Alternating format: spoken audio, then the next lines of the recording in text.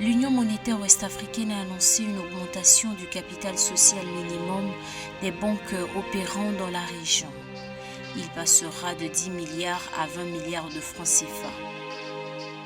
Le Programme alimentaire mondial PAM a indiqué avoir besoin de 364 millions de dollars pour intensifier l'assistance humanitaire en Somalie entre décembre 2023 et mai 2024, révèle un rapport publié le 26 décembre 2023.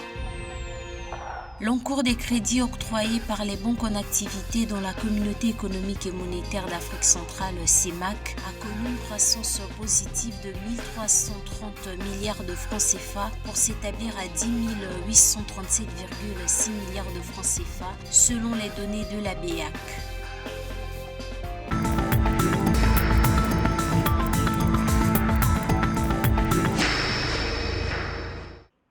Le capital social minimum actuel des banques de l'Union monétaire ouest-africaine UMOA est fixé à 10 milliards de francs CFA. Cependant, il a été jugé nécessaire de l'augmenter à 20 milliards de francs CFA pour assurer une meilleure résilience face aux risques financiers. Cette mesure est conforme aux recommandations internationales qui visent à renforcer la capacité des banques à faire face aux chocs économiques et financiers. La recapitalisation des banques qui passe du simple au double permettra à ces dernières de pouvoir quand même jouer pleinement leur rôle de financement de l'économie. À défaut en effet d'une épargne conséquente. En Afrique, ce qui est extrêmement faible, cette recapitalisation permettra aux banques commerciales de disposer de plus de fonds propres. Le capital social minimum d'une banque fait référence à la somme minimale de fonds propres que la banque doit détenir conformément aux exigences réglementaires fixées par les autorités financières. Ainsi, ce capital pour les banques de l'UMOA a connu des relèvements dans le passé. Il était à 1 milliard de francs CFA en 2008, puis a été porté à 5 milliards de francs CFA avant de passer à 10 milliards de francs CFA en 2010. Selon les spécialistes du secteur bancaire, un capital social faible signifie qu'une banque est plus exposée en cas de faillite d'un de ses clients.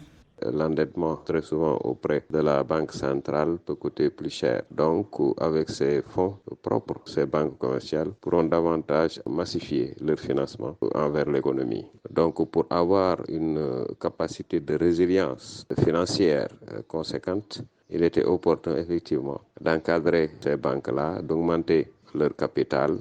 Il faut noter que la zone monétaire UMOA comptait à fin mars 2023 un total de 135 banques. La Côte d'Ivoire, le Sénégal et le Burkina Faso abritaient le plus grand nombre de banques de la zone avec respectivement 29, 28 et 16 banques.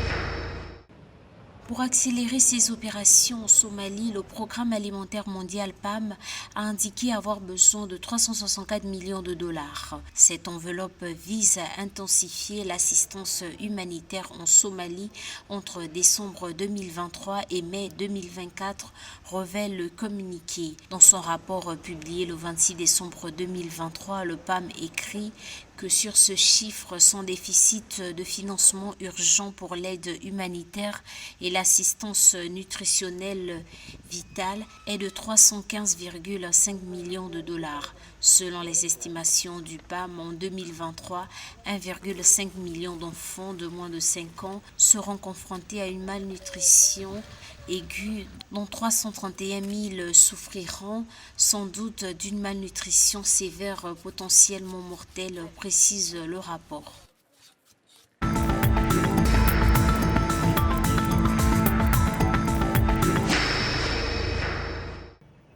À fin septembre 2023, l'encours des crédits octroyés par les banques en activité dans la communauté économique et monétaire d'Afrique centrale, CEMAC, a connu une croissance positive de 1330 milliards de francs CFA pour s'établir à 10 837,6 milliards de francs CFA selon les données de la BEAC. Cette tendance positive des encours de crédit est observée dans quasiment tous les pays, à l'exception de la Centrafrique où les banques ont réduit les volumes de prêts de 2%. Les 17 banques en activité au Cameroun détiennent près de la moitié, 46% de l'encours régional, 45,59% des prêts à long terme. Le Gabon pointe à la deuxième position avec 16,7% de l'encours, suivi du Congo 13,22%, du Tchad 8,7% et de la Guinée équatoriale 8,3%.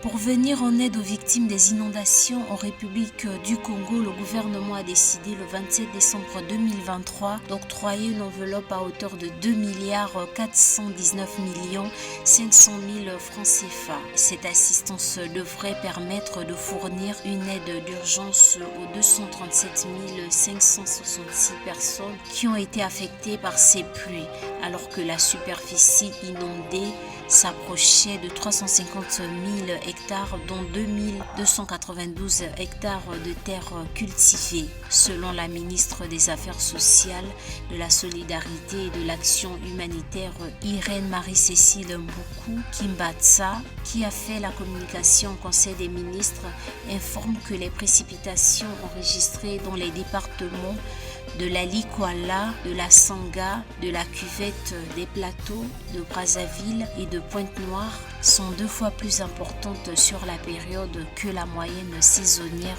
habituellement connue.